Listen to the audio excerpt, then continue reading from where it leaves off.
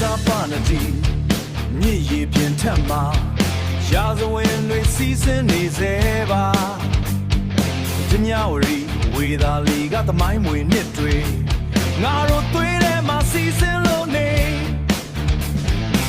မဟာမြတ်မုန်နီရိတ်ချေတော်အောက်မှာ